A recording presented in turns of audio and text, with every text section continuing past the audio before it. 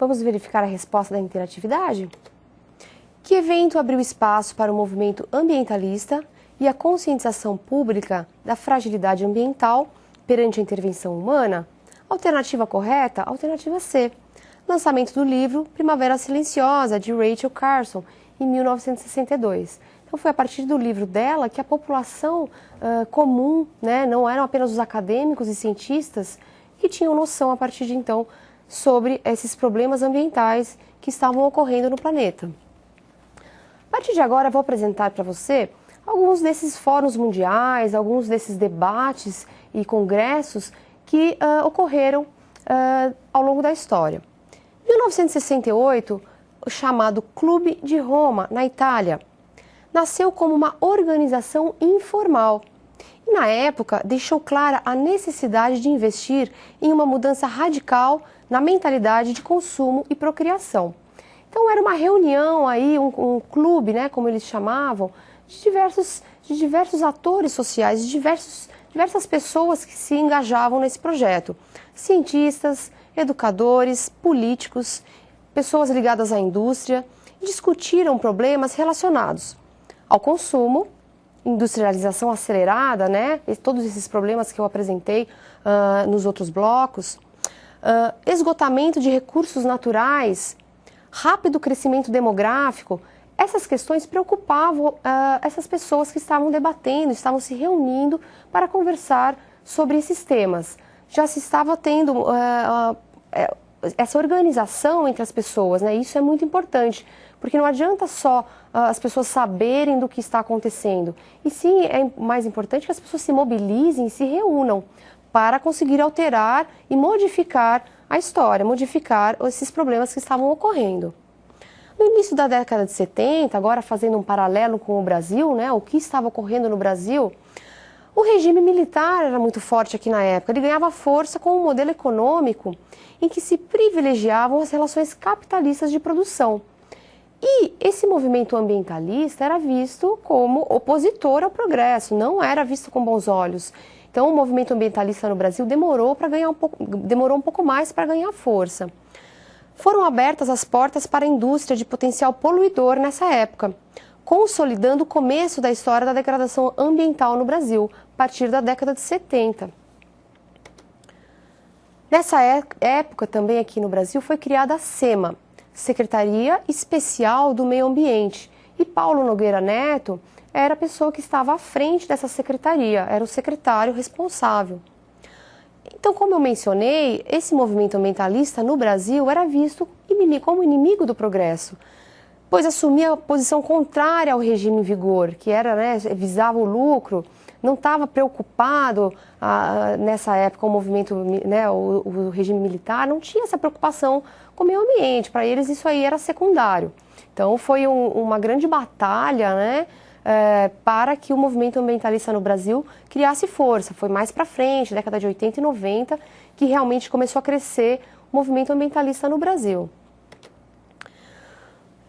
Em 1972, a ONU, Organização das Nações Unidas, realizou em Estocolmo, Suécia, a primeira Conferência Mundial de Meio Ambiente. Percebeu-se como necessária a educação dos cidadãos, a fim de serem encontradas soluções para os problemas do meio ambiente, e o tema poluição industrial foi a primeira pauta. Eles estavam percebendo exatamente isso que eu mencionei, não adianta só os acadêmicos e cientistas estarem debatendo o assunto, escrevendo livros e artigos sobre os problemas ambientais que estão ocorrendo. É extremamente importante que a população em si tenha contato com essas informações, com esses valores ambientais necessários. As indústrias com potencial poluidor migravam para os países em desenvolvimento, sem tomar medidas de segurança. Na época isso já era observado, eu apresentei os casos de Bhopal, na Índia, um caso evidente, né? A indústria que ocorreu aquele caso de vazamento na Índia não era uma indústria indiana, e sim uma indústria de um país desenvolvido. Essas indústrias percebiam que no país deles a fiscalização estava sendo mais rígida, então acho que eu vou para um país em que não tem fiscalização, ou que a fiscalização não é tão rígida. E isso ocorre até hoje, infelizmente. Mas aí começou-se a perceber isso já nessa época, década de 70.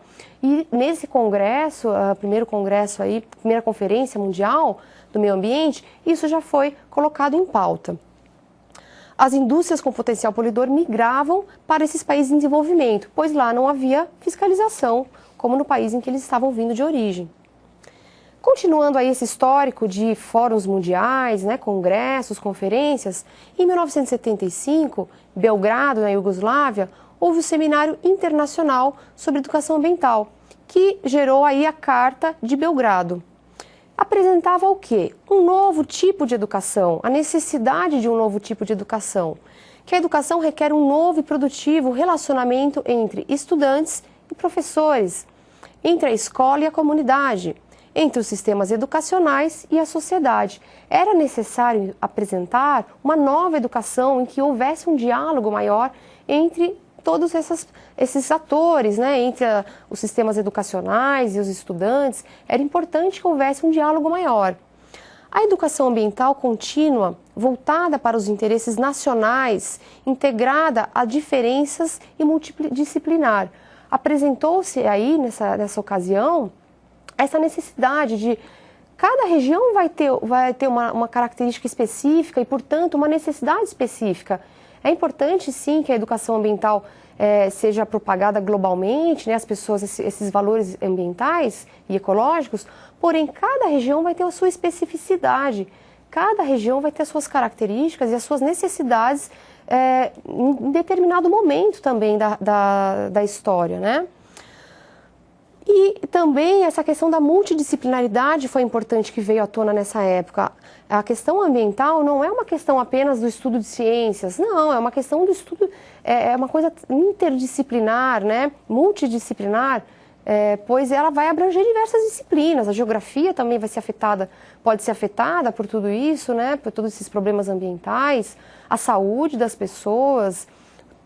Então, observou-se que a educação ambiental era multidisciplinar. E no Brasil, as deliberações da conferência passaram despercebidas na época.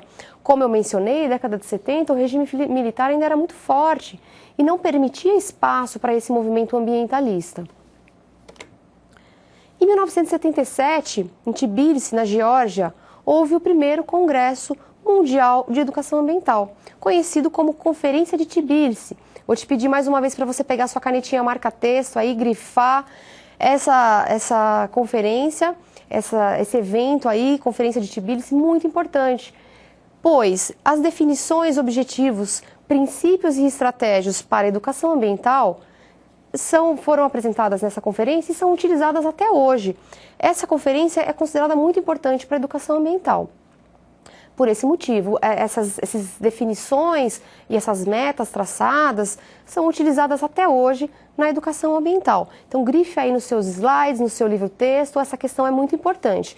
Você vai precisar desse conhecimento mais para frente aí. E eu vou voltar na unidade 2, eu falo novamente sobre essa conferência. Em 1987, em Moscou, ex-União Soviética, segundo Congresso Internacional de Educação Ambiental. Estratégia Internacional de Ação em Matéria de Educação e Formação Ambiental para o decênio de 1990. Então, o que eles quiseram fazer aí nessa época? Eles quiseram colocar no papel quais eram as metas que eles deveriam atingir na década de 90. E foi isso aí, eles escreveram ali, colocaram algumas metas necessárias para a década de 90 que eles desejariam alcançar, claro, né? E nessa ocasião foi destacada a necessidade de atender à formação de recursos humanos nas áreas formais e não formais da educação ambiental e de incluir a dimensão ambiental nos currículos de todos os níveis de ensino. Então, aí começou-se a perceber, ok, as pessoas estão estudando sobre educação ambiental, mas isso precisa estar inserido em todos os níveis de ensino. As pessoas precisam sair da educação formal com todos esses conhecimentos e valores ecológicos. E isso também pode ser trabalhado na educação não formal. Em 1987, Paulo Nogueira Neto, junto aos demais integrantes da Comissão Mundial sobre Meio Ambiente e Desenvolvimento, elaborou o documento Nosso Futuro Comum. Pegue a canetinha marca-texto, grife aí mais uma vez. Muito importante esse documento aí elaborado. Pois, como você vai ver agora, foi a primeira vez que começou a ser difundida essa questão do desenvolvimento sustentável. Então, esse documento aponta a incompatibilidade entre desenvolvimento sustentável e os padrões de consumo e produção que estavam ocorrendo, ok? Então, essa questão do desenvolvimento sustentável começa a ser difundida a partir de então. O desenvolvimento econômico deve ser conciliado com as questões ambientais. Então, é muito importante que você tenha isso em mente. Não quer dizer que vamos ser ecologicamente corretos, digamos assim, quer dizer que a gente não vai mais ter desenvolvimento econômico, quer dizer que a gente vai estagnar. Não, a gente não vai estagnar a economia, não vai estagnar o desenvolvimento. E sim, vamos aliar, a ideia é aliar as duas coisas, pensamento ecológico, sustentável, com o desenvolvimento, ou seja, um desenvolvimento sustentável. Em 1992, houve no Rio de Janeiro, no Brasil, a Conferência das Nações Unidas para o Meio Ambiente e Desenvolvimento, conhecida como Rio 92 ou Eco 92. Pela primeira vez, foi permitida a participação de ONGs nos debates, porque até esse momento eram só aí os debates entre cientistas, pessoas acadêmicas, pessoas até ligadas aí a algum ramo empresarial, mas as ONGs também foram permitidas de participar desse evento. E na Rio 92, uma das principais conquistas, né, uma das principais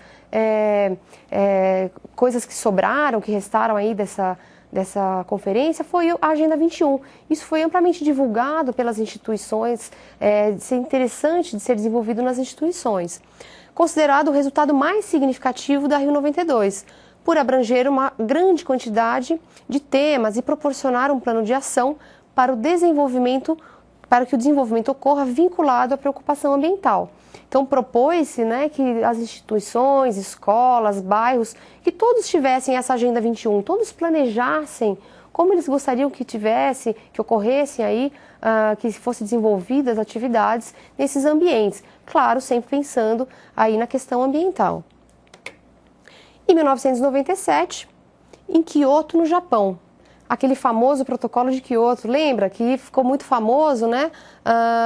Muitos países assinaram, outros não quiseram assinar, mas eles se comprometiam com a diminuição da emissão de gases causadores do efeito estufa, principalmente os países nórdicos, que são os mais desenvolvidos e acabam eliminando muitas substâncias tóxicas no ambiente. Claro que esses objetivos não foram todos alcançados, não foi tudo que as pessoas, né, que os governantes aí confirmaram que realmente foi alcançado, mas, enfim, muitas metas foram propostas.